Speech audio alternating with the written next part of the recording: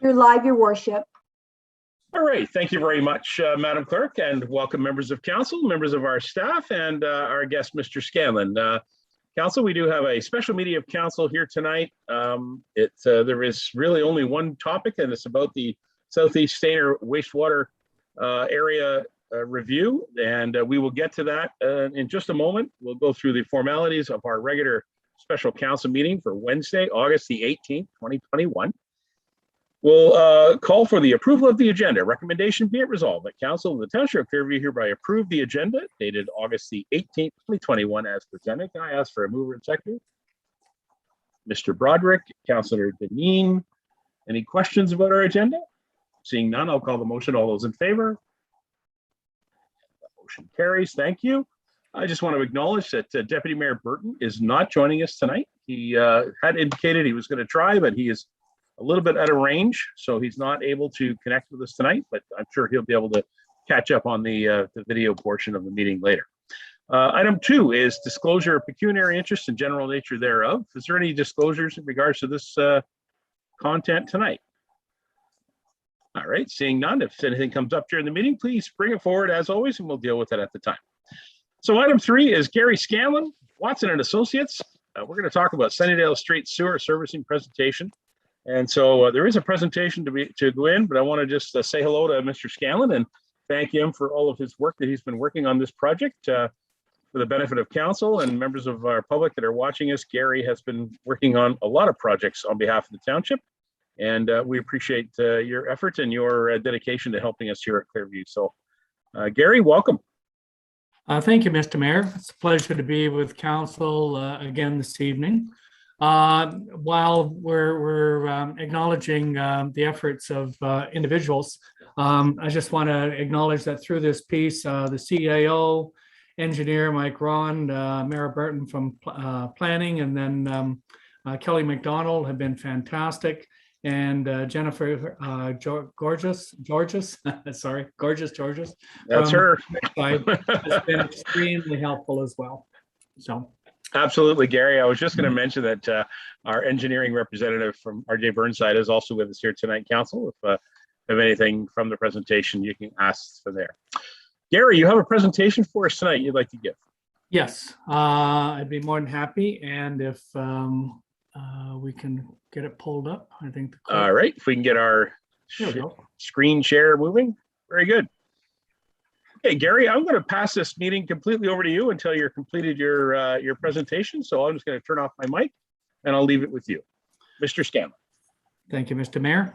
So pleasure to be here and to be engaging with the public this evening.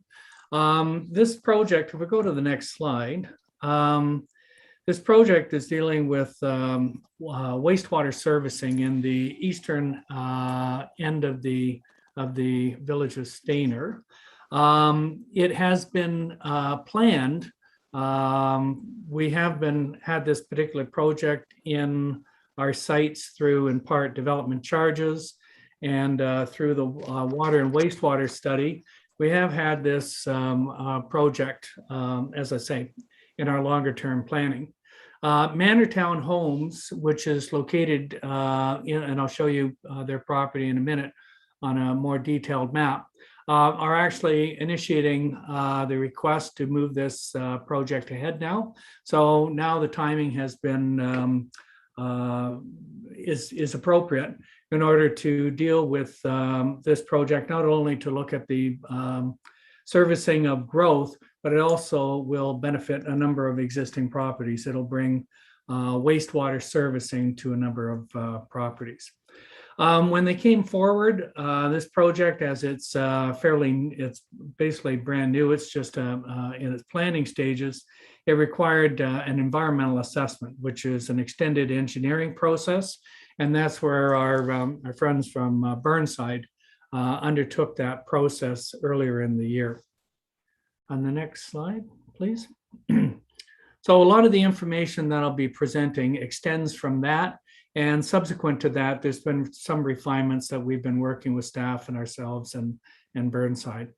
But when they look to undertake the environmental assessment, they look at 3 different options. One, which was do nothing, which is basically leave all of the properties as is. So that would leave the development related properties to some extent dormant. And the existing properties would then continue for a very long period of time with their own private servicing. The second was to take a look at a new pumping station, which would be to service the whole study area. And the third option was, let's just provide specific servicing only to Manortown homes. So that was the exercise that they had gone through, and there was a public process that Burnside undertook. So this work has been into the public, as I say, earlier in the year. Next slide, please. The option that was decided upon was option 2, which provided for a new pumping station and a force main. And so for the members of the public, what the pumping station and force main allow the sewage to be basically pumped uphill until it reaches a point in the system where it can then, the effluent can then move by gravity. So because they'll place this in the low spot, they would send most of the flows through the pumping station and force main. There's gravity sewers on Sunnydale. I'll show you these projects in a minute. And there's also, in order to accommodate this growth, there are some existing sewers at the very western end of Sunnydale, on Phillips, and then on Highway 26. And they will have to be upsized in order to take the additional flows. Now, the next two projects, the last two bullet points there, were not looked at as part of the EA, but they're considered as an opportunity for us to undertake some additional servicing. There is an existing water main on Sunnydale, but it's a relatively small main, and it gives us the opportunities in order to upsize that main in order to take a lot of the flows from basically the eastern side of the village. And so it's an opportunity for us while we're basically trenching to put the sewers in, we can put the water mains in as well. And then the last one was council would like to consider the potential of urbanizing Sunnydale. So that would be providing storm sewers, brand new roads, and potentially a sidewalk on one side of the street. So the last two bullets are opportunities. They weren't covered in the EA, but it's costs that we, in conjunction with staff, have been working out. Now, one thing I'll point out is that when I show you a map in a moment, the area that Burnside had considered was actually quite a broad area. And so through this piece, we kind of did a 2A and a 2B, the 2A being a smaller area, the 2B being a larger area, and I'll explain that in a moment. Next slide, please. And this map basically talks about the areas that would be potentially serviced by the new sewage infrastructure. So I'll start with the yellow, that's Sunnydale. So that area H is all of the existing homes along Sunnydale. So they would be, there are a few properties that are currently serviced on Sunnydale, but the ones that are in yellow for the most part haven't been serviced. Area G is a new development area, so that would be a developer-related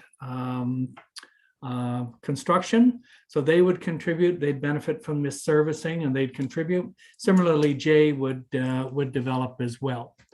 The area K is Manortown's land, so that's a development area. So that's the one where, initiating an opportunity to undertake this work. Now, area L is a couple of existing businesses. So there's the equipment rental and the something mart. I'm drawing a blank, but there's two properties that are on in that area that would benefit from these works. Now, the two properties which area I was the big one. It's a very large area. And as they went through the EA, there was some preliminary discussions with landowners, and it was unclear whether those landowners wished to move ahead or not. We've actually gone through, and Burnside and staff have reached out to talk to, and we were involved in many of the meetings as well, to talk to all of the landowners to see if there was an interest in moving ahead. If they're not interested in moving ahead, then the works would be reduced in size.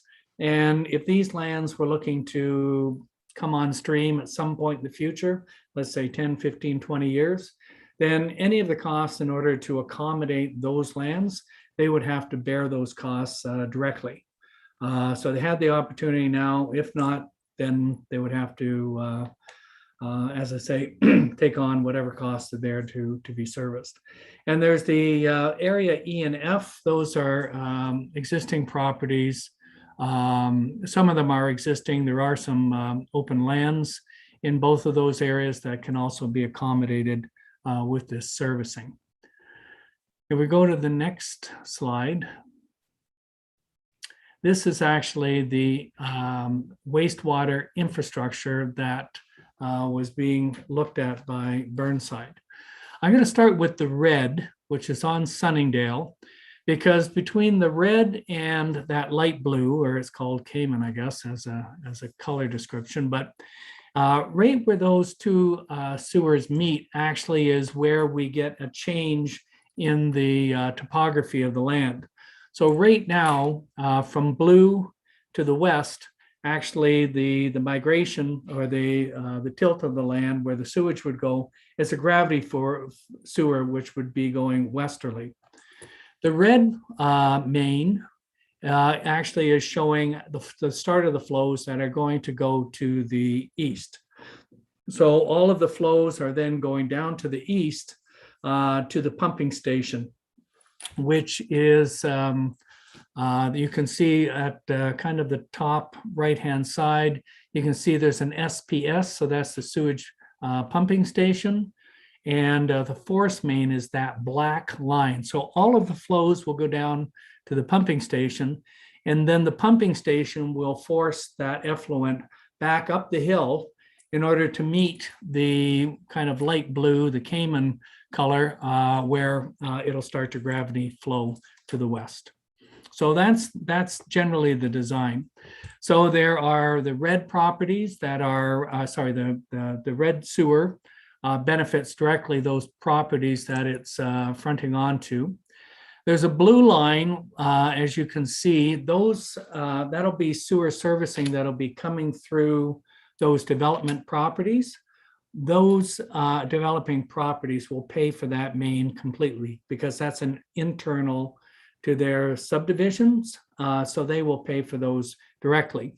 But then as the flows continue into that grayish blue, we've looked at all of the flows that'll be going through those pipes, and we've apportioned part of the cost against growth to service, to pay for that, and then a portion against existing development. And then as you can see, those flows will go down to that light green, which will give you access to the sewage pumping station. And then on the right-hand side, you can see there's another pipe which is going to flow the sewage from the east to the west to the pumping station. So all of this servicing that we're talking about right now is solely for those lands that do not include I. On the western side, the kind of lightest blue, the Cayman, that's a brand new pipe that'll have to be put in place. The orange is an existing pipe. It has to be upsized. It has to be taken out and made bigger. Similarly, the yellow, which goes down Phillips and then on to Highway 26, those mains have to be pulled out and replaced in order to be made bigger to take the additional flows.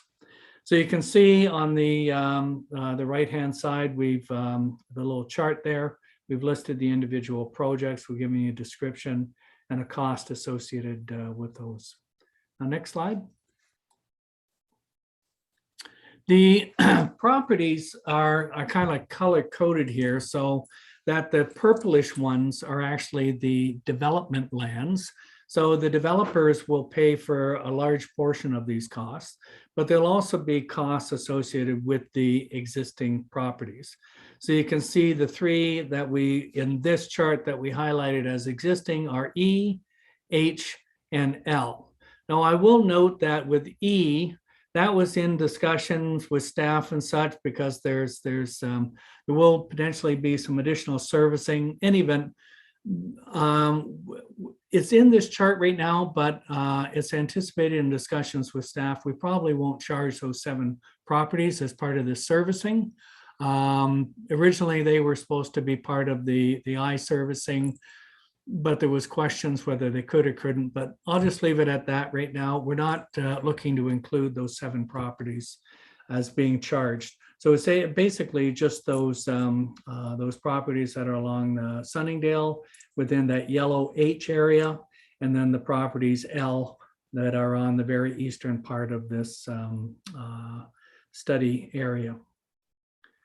What I'll identify also is when we take a look at the calculations we're doing, it's easiest to kind of put these calculations on a very simple format. So what we've done is, with the assistance of Burnside, is we've looked at the flows associated with those lands, and they could accommodate roughly X number of single detached homes. SDE, single detached equivalent. So that if the developers were building, building a development, they're not constrained by only doing single detached. They may do some townhouses, medium density. So you either build one single family home, or you get to build roughly 1.4 townhouses, which is equal to one of those SDEs, or approaching 2 apartments would equal the same flow associated with one single detached equivalent. So for ease, we've, in the calculations, we've identified all of the flows based on an equivalent of a single family home. So the totality of that area would have included about 487 properties, but if we knock out just I, it would be 228. And then, as I say, we're looking to not include the E, so that would take us down roughly to about 221. So those are the areas that we'll be considering in the calculations. Now, next slide, please. So as I've noted, we've talked with almost all of the landowners in Area I, and it doesn't appear that there's a great wish to move ahead to service those lands, so that we've removed them from this calculation. And the sizing of the infrastructure that Burnside had identified has been reduced, and correspondingly the costs have been reduced in order to reflect the smaller sizing. Next slide. Municipalities, we're always guided by legislation.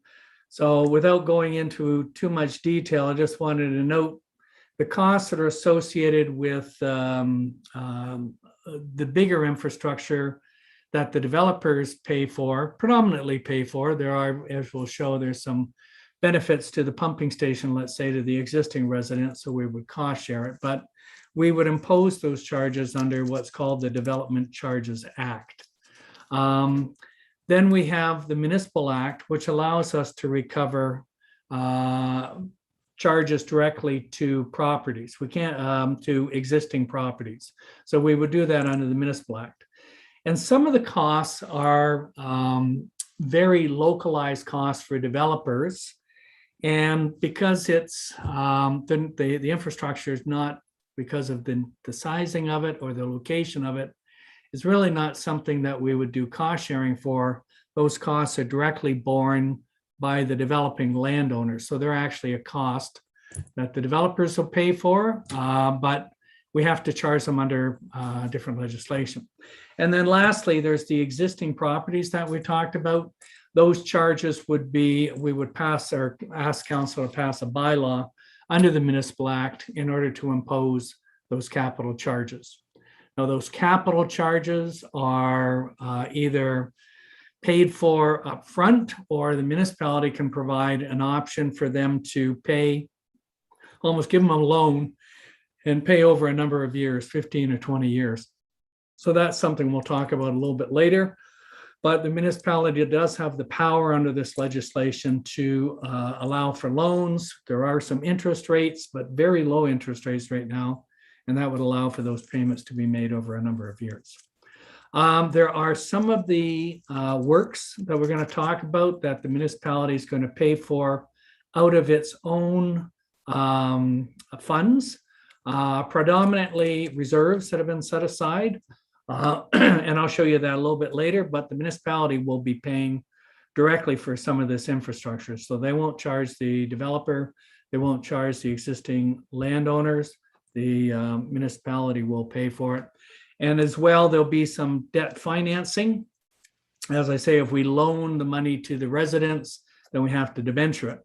But one of the things that we've been extremely mindful of is there are a lot of infrastructure pressures on the municipality. And if we look at not only the needs for Stayner, but we look at Creemore and Nottawa and such, just for water and wastewater servicing, then the capital needs are huge. And then as we grow, we'll need to build additional infrastructure such as community centers or libraries, et cetera. So the municipality has constraints on the amount of debt it can issue. So this is where, not only with this project, but with some of the other works, like bringing new water supply into Stayner, the developers are assisting and front-ending that money, and they're basically, for the most part, cash flowing those projects, so the municipality doesn't have to issue the debt. So we've been working with them. They've been good, very good corporate citizens to be assisting in financing quite a sizable amount of infrastructure. Next slide. If we take a look, all of those projects, you can see we've kind of split it up as to who's going to pay for what. And I apologize for the complexity of this, but as I go through each of the columns, I think it'll be a little clearer. So development charges. So those are, as I say, charges that developers pay. So they pay for each building they construct. They give the municipality money under the Development Charges Act. So with this particular works, there's about $3.7 million that will have to be funded through the development charges. So we will have a subsequent meeting with the developers. We'll be looking for them to cash flow all of that infrastructure. That local service, which is the next column, is some of those works that we talked about that the developers have to pay for, associated with very localized cost associated with their development. So remember that blue line that I talked about that was internal to the subdivision? That's an example of the works they would have to pay for 100% because they're very localized costs. So you can see there's just under $1 million. In addition to the development charge, there's also some additional costs they have to pay for. The existing properties, you can see we're just under $2.6 million. Those costs are solely for the wastewater infrastructure, their portion of that infrastructure that's being constructed. The wastewater rates will be contributing some money. So through your water and wastewater bill, that money, some of the money is being set aside to finance the capital. And you can see it's about $600,000. And that money is associated with the upsizing of Phillips and Sunnydale, because those costs, there is existing pipes there. So the municipality is replacing it. So there's a portion borne directly by the municipality. You can see with respect to the urbanization of the roads, that road would be paid for. We've got 90% of that cost in the development charge. So that road, the urbanization, will be paid for 90% through the development charge, and the residual will be paid for from property taxes. So we have some money that'll be maybe drawn from reserves, and we will finance that project. So just to be clear, there may have been a discussion when we put out very preliminary costs. There may have been some comments that there may be a portion of the cost for the urbanization, which would be paid for by the residents along Sunnydale. But as we work through this piece, none of that cost will be a direct per unit charge on those properties. It will be borne through other financial resources. So only the wastewater, part of the wastewater cost is being borne by those properties. The water main that we talked about, the upsizing, that won't be paid for by those properties. And the urbanization of the road will also not be paid for by those properties. It'll be other resources. And that's where you see there's the tax column and then the water rates. And that's how we've come up with the financing. Next slide, please.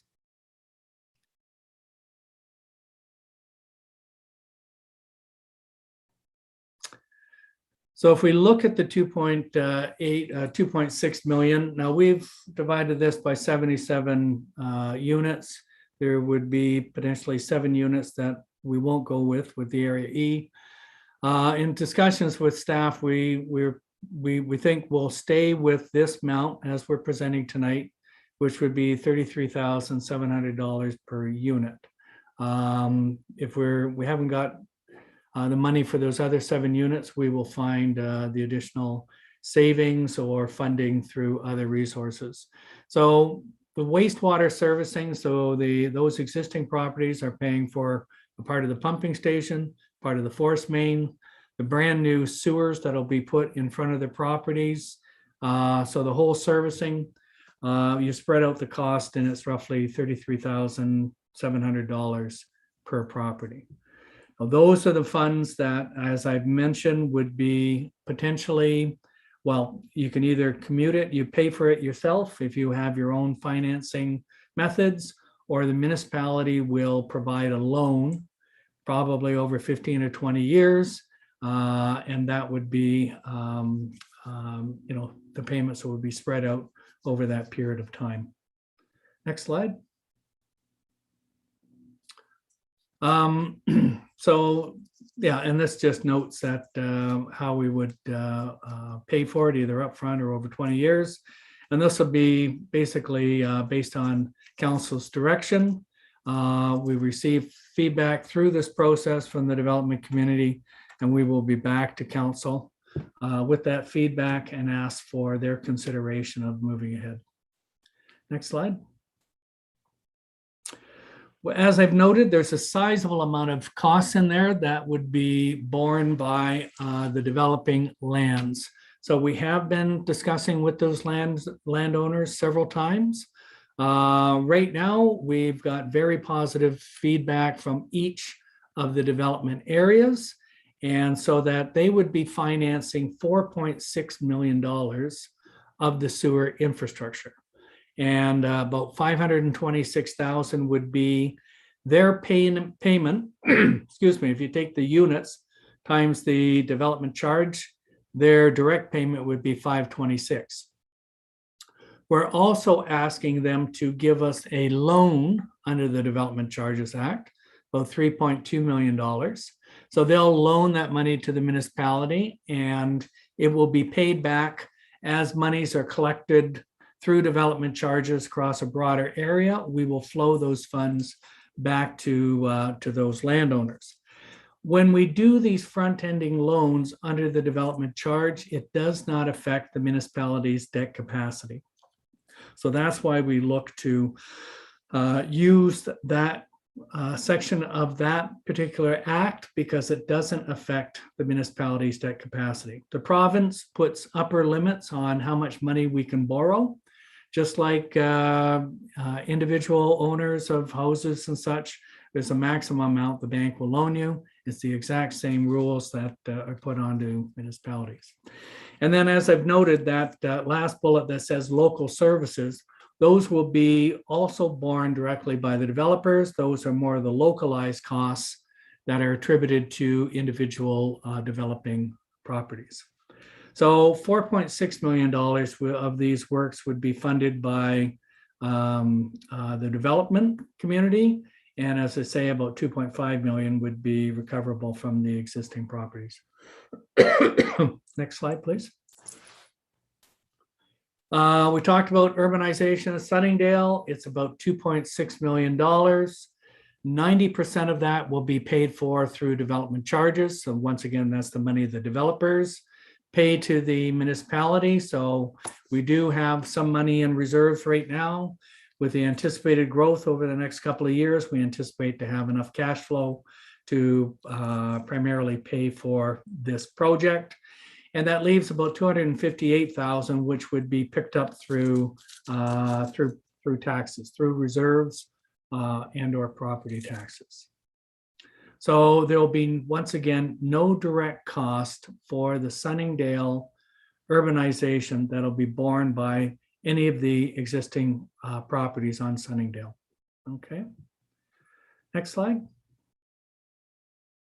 So, excuse me.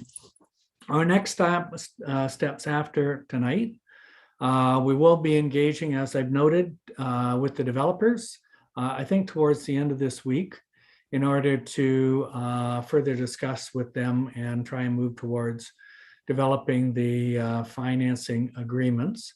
Public information center. So this is for the public, but we'll also have an information center so individual property owners can continue to ask questions. So we'd be more than happy to engage. After all of that, we'll be seeking council's approval to proceed with the servicing. And we have a development charge bylaw update, excuse me, which as updated, we've released an update to the calculations, not only for these works, but for some of the other projects such as water supply. Excuse me, I was getting a little dry there. So that will be considered in October, and that'll put into play the updated development charges. And then we need to secure through the developers those prepayments and front-ending contributions. And if we're moving ahead to service the Sunnydale properties, then we will pass a bylaw under the Municipal Act, Part 12, in order to impose those capital charges. And as I've noted, give the opportunity for loans to the residential properties in that area. Next slide, please.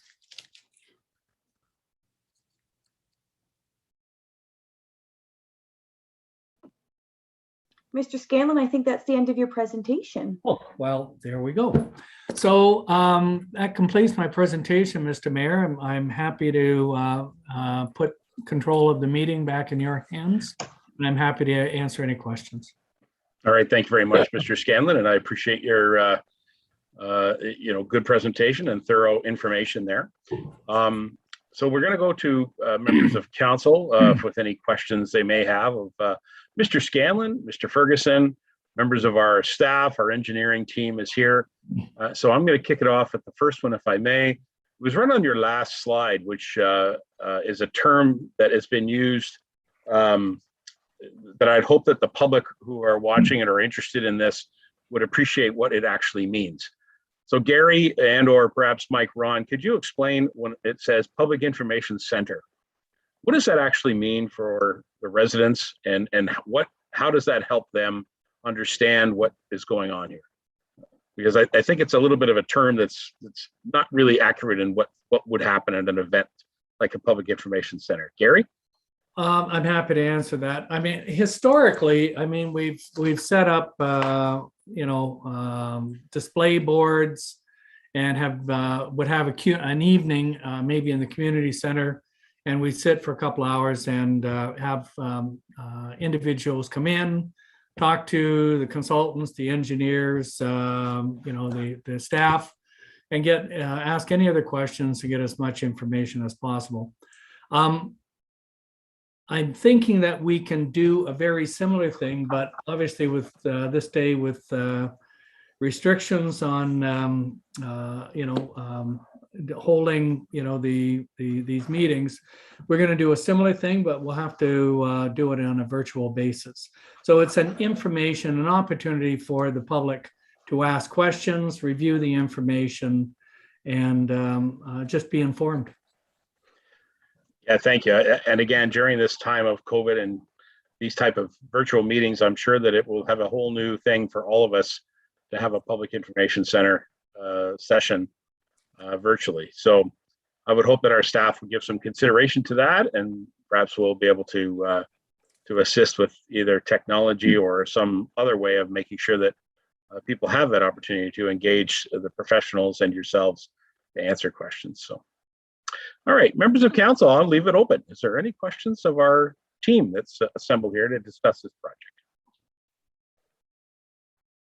Yes, Mr. McKechnie's first, then Mr. Lamers. Hello, Doug. Thank you, Your Worship. First of all, I'd be interested to hear what Councillor Walker has to say, because this is in his ward, and I know that Robert talks to all the residents along there. Good presentation. I suppose my question would be for the treasurer, for Kelly. We appear to have an urbanization reserve fund. I didn't know that. How much do we put in that every year? Are we contributing to that reserve fund every year? And what's in there now? Is it like 285 in there now or something? Good evening, Kelly McDonald. How are you? I'm very well, thank you, Your Worship. Through Your Worship to Councillor McKechnie. I believe the reserve Gary is talking about is we had development charge reserve set up. One of the projects was road urbanization. So that's what we're looking to for that particular part of this project. Okay, so that's the development charges go into that reserve fund, is that right? Correct. Okay, thank you. You're welcome. Thanks. Okay. I'm wondering if Mr. Ron has any further comment on that, as well, as you've handled that account a few times. Mr. Ron? Thank you, Your Worship. So in the 2021 budget deliberations, we'd added a $250,000 reserve just for situations exactly like this. The official plan for the township in multiple places, the provincial policy statement requires that in the urbanized and the settlement areas, as they spread out, we need to service all of the properties with water and sewer. We can't just leave a portion out. So in a situation like this, a subdivision kind of almost at the edge of town, and part of the town was never serviced, the urbanization reserve was created for this opportunity, for this exact situation. So we didn't have to put all the costs on, the residents of one street. Okay, Thank you very much. Mr. McKechnie, is that comfortable for you at this time? Yeah, Thank you. good, thank you. All right, Mr. Lamers is next. Is there anyone else just looking? Okay, John, you go right ahead, sir. Thank you, Your Worship. Yeah, I think it's the diagram 2, the pipe sizing. Were you going to put big enough pipes in for that I and the others, that southern subdivision plan that's set 20 years out? Or are they going to have to rip the roads up in 20, 25 years whenever they go to subdivide? John, if you want to hold on a minute, perhaps our clerk can call up their report and get that particular slide up again, and then we'll ask for our staff to jump in. I'm not sure if that's Mike or Gary who would handle that one. Gentlemen, either one, you jump in, let me know. I can take that one. Gary could too as well. I know he can, but I've earned my keep tonight. You're doing well, sir. Thank you. As is our clerk, who's doing double duty here tonight as well too. So good for her. And I do appreciate this meeting gets set up. So if I could just add, Your Worship, we were hoping to have all the information about all the developable properties, to have a PIC with the public so that we could give them information and interact with them, because we can't get to the fine details just yet. And there's a lot of discussion out on the street and on social media. We felt it important to get this council meeting out so the public can actually hear where we're at. it's hard to relay information to people just during a pandemic, and this is an important council meeting, and I need to thank the CIO for and the clerk for setting this up. Last week I was on vacation and they got this all put together and didn't need me for that.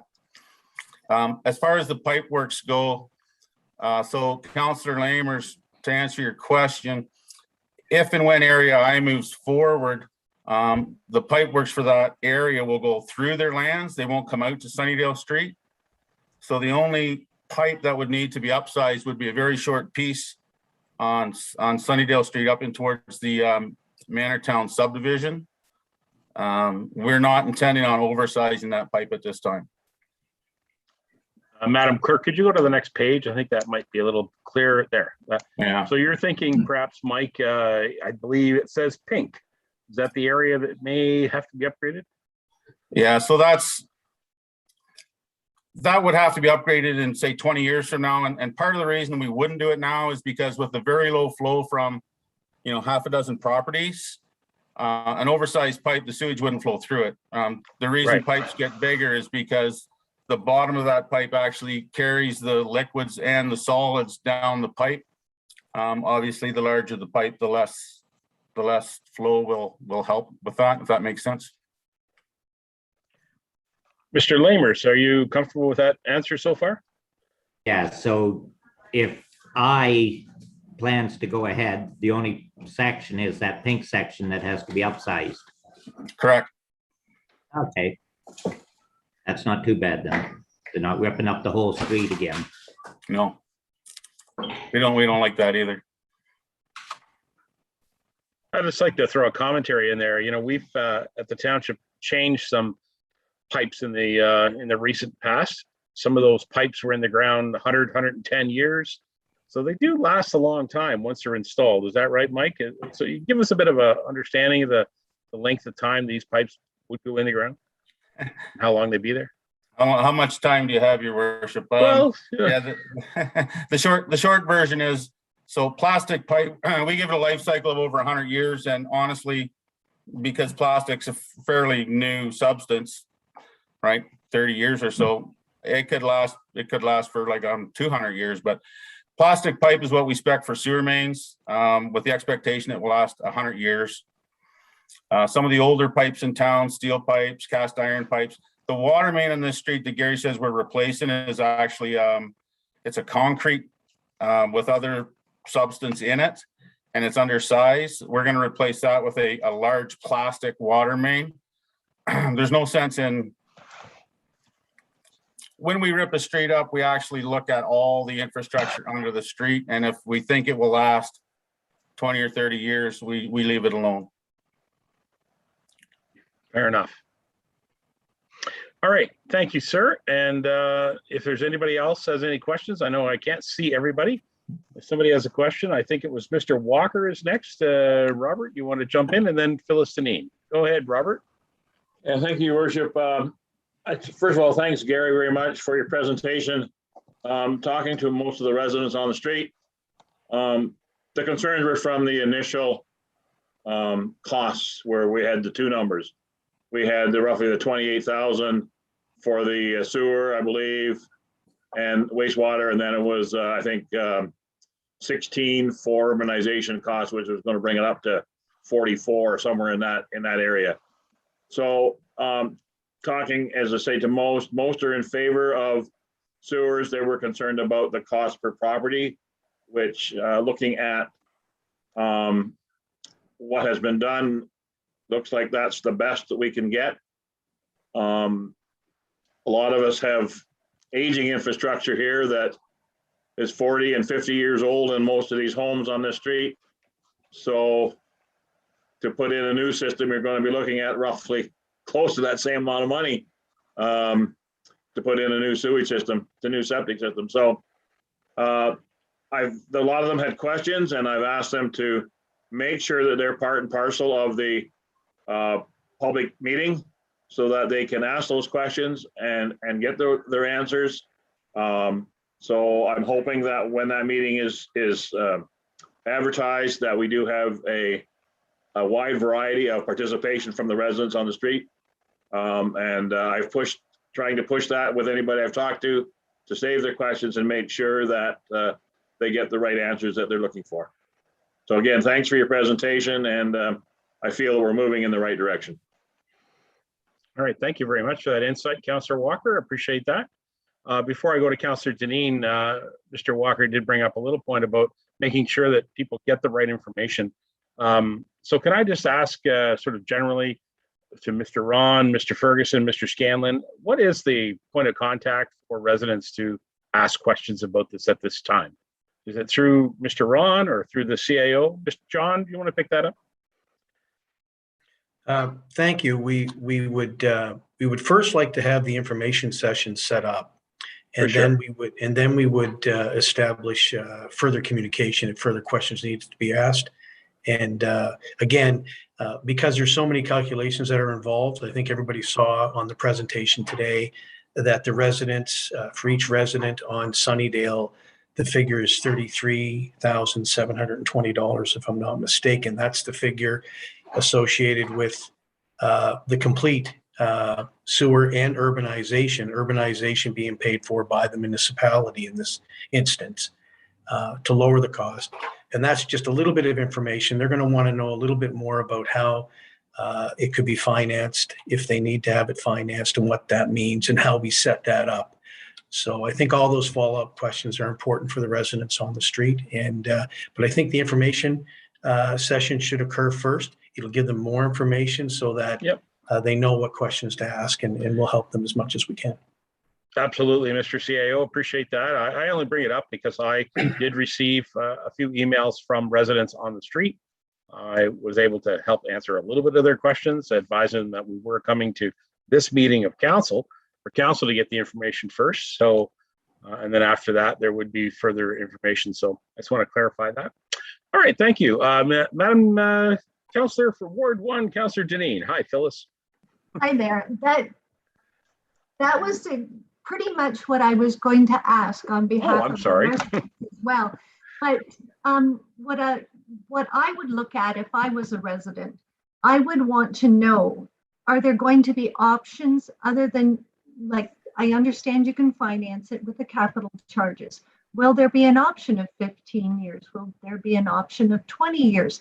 Do you have a choice between two? It will only make about $600 difference a year, approximately, according to my figuring. But at the same token, that's a huge amount for people who are raising families right now. So I was just wondering, is there going to be different options, just not financing? Is there going to be the option to take it over a longer period of time? Is that something that we work with? Good question. Mr. Scanlon, have you got a comment on that? Yeah, I think we're in discussions with staff. We were talking about 20 years, and when we borrow, we'll borrow through Infrastructure Ontario, and that gives you the lowest rates because you're borrowing on the province's credit rating, so you get generally the best interest rates. But that'll ultimately be something that council will have to approve.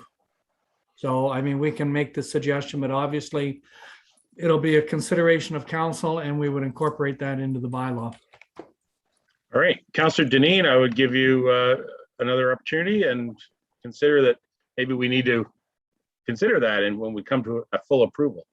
Yes, that's fine. It didn't give two options. Well, it gave the option to pay it outright or over 20 years, but it didn't give any option.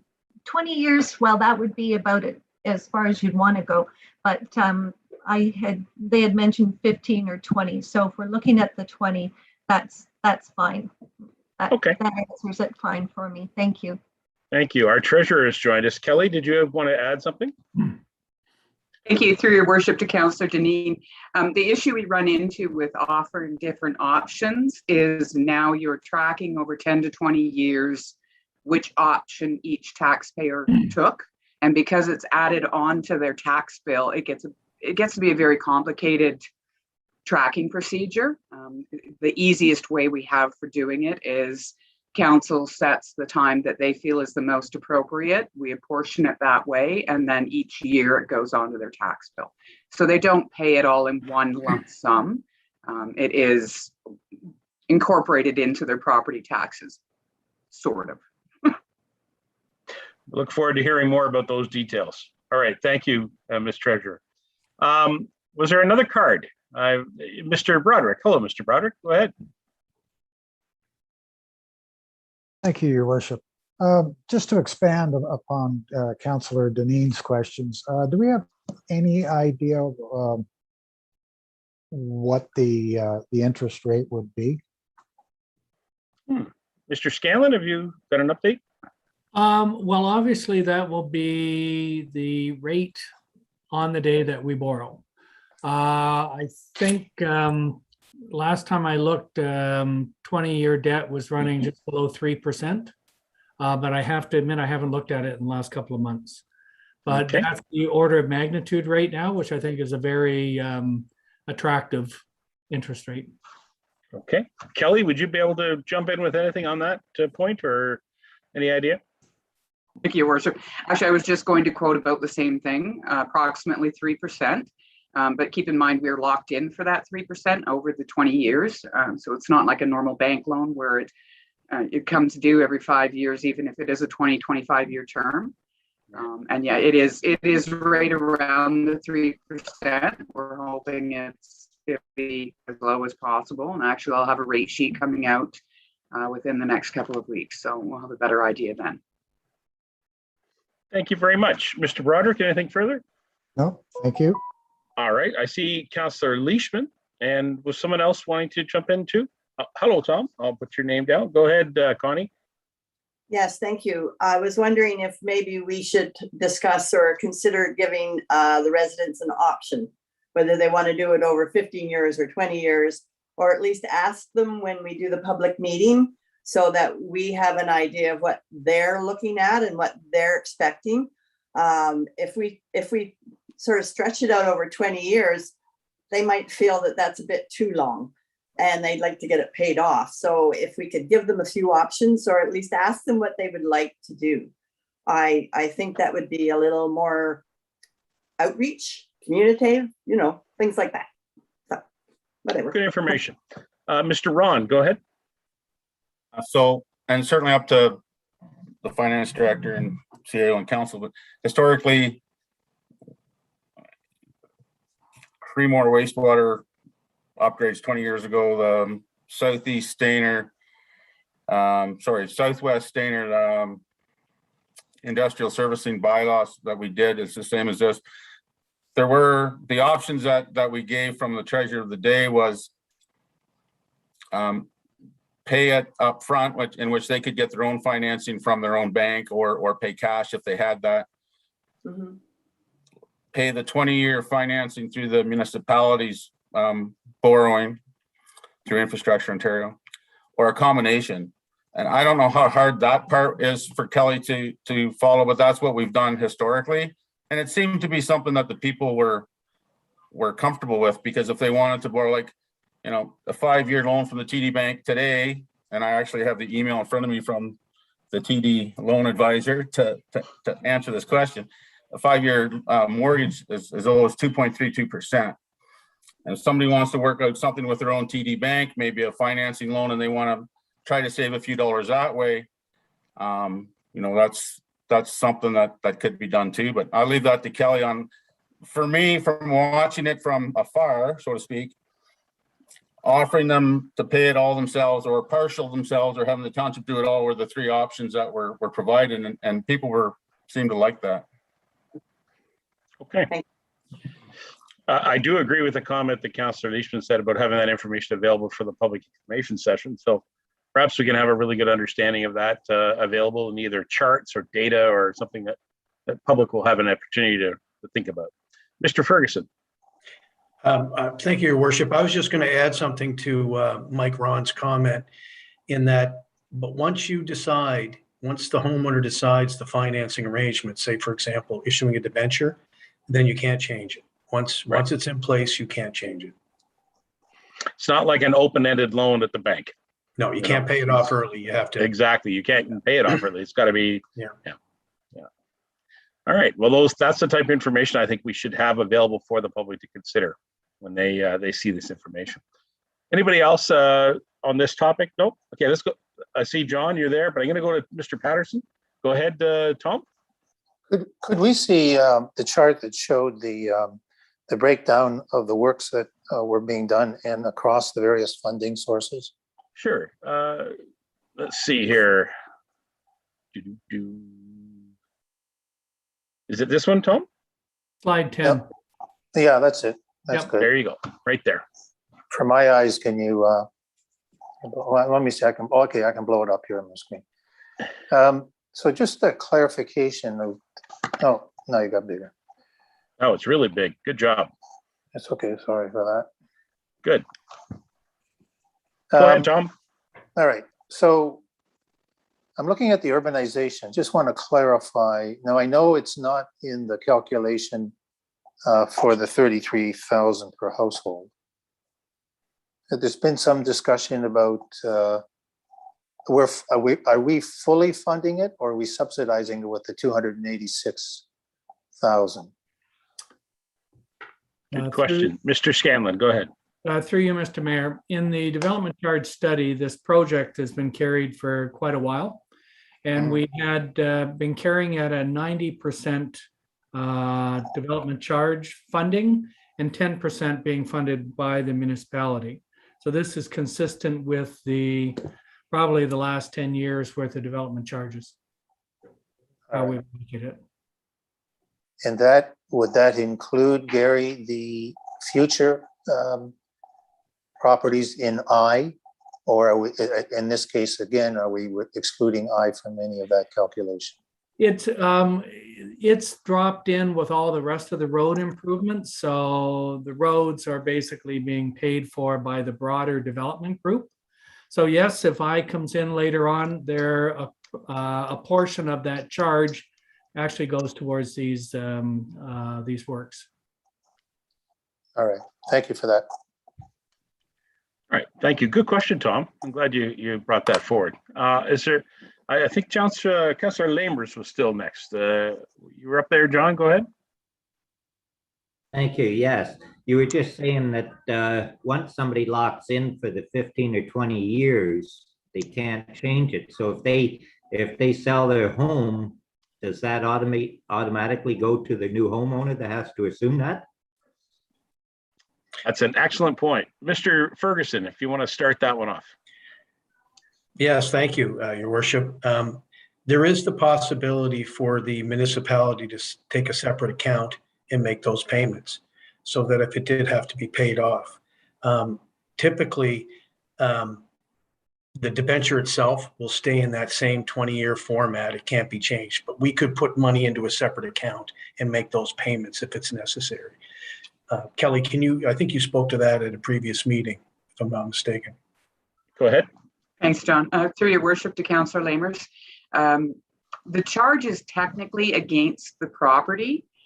So in effect, if you purchase that property, that's part of the property. And owners need to know that in advance. Because we are locked in on the loan, we don't tend to accept early payment on things like this. Tile drain loans are different, where we can pay out the province early and everything's said and done. In a situation like this, because we are locked in, we lock in the property as well. And people just have to be aware of that. If they're purchasing a property, you ensure you contact us to get a tax certificate to find out, are there any types of these charges attached to the property? Yeah, so that should be in real estate papers then being forwarded. Absolutely. As long as they've ordered a tax certificate, that has all that information on it. All right, thank you. I see Councillor Deneen smiling and nodding her head in agreement, and I appreciate your input in that way. Well done, Councillor Deneen, and thank you, Councillor Lamers. Was there anybody else with any other further questions at this portion of the meeting? Anybody else? Okay, I'm going to ask an obvious question, if I may. When would the public information session be held? We haven't picked a date, but we'd like to have it in September, I believe is our desired goal. Okay. Well, that is the next month in line on the calendar, so that's probably a pretty safe bet, Mr. Ferguson. We'll go with that. We'll get a little better information perhaps for it and do our best to distribute that with communications channels and share it certainly to Councillor Walker, who can levy some questions from any of the members of people in his ward. Any other questions then? All right. Mr. Scanlon, is there any further review you'd like to provide, or are we comfortable at this time with your presentation as it's done? No, I think the questions have been very good, and as I say, we'll reach out to the public and receive their comments. You've given us some good things to include in the updated presentation, which we will, and then we'll seek their feedback and subsequently be back to you. All right. Thank you very much, Mr. Scanlon, for your work on this project, and please offer our regards to Mr. Abs as well, who's your partner in this endeavor. So good job. Okay, Council, I don't see there's anything further. Mr. CAO or Mr. Ron, anything you'd like to add? You're all comfortable? No? Yeah, nothing from me, Your Worship. Thank you. All right. Well then, Council, I think we're finished at that section of our meeting.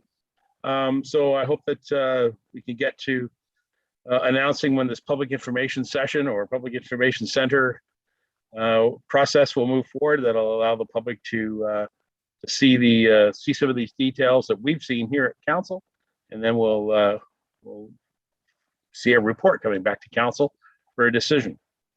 All right. Thank you very much. So Council, I only got two other items on the agenda. The next one is a bylaw to confirm the proceedings of this council meeting. So I will read that and look for a mover and seconder. Be it resolved that bylaw number 21-85, being a bylaw to confirm the proceedings of the August 18, 2021 special council meeting, be presented and read a first, second, and third time, finally passed on the 8th day of August 2021. A mover and seconder on the bylaw, please. Mr. Broderick and Ms. Leishman. Thank you very much. Any questions? Seeing none, I'll call the motion. All those in favor? And the bylaw carries. Thank you very much. And so now we have the motion to adjourn. Just want to remind people that before we do that, tomorrow night, Thursday night, is another farmers market in Stayner. And I received word that our friends at the Kinsman Club are going to be there. So I'm going to drop by and say hello to the Kinsman Club members. Haven't seen them all in person since the Santa Claus parade function that they did in our community. So I'm looking forward to seeing them, and perhaps I'll see some members of our council there as well. Council, motion to adjourn. Recommendation be it resolved that council meeting be adjourned at 7:34 p.m. Mover and seconder on the adjournment. Councillor Deneen, Councillor Lamers, all those in favor? Thank you. So this council meeting will be adjourned. Thank you all for joining.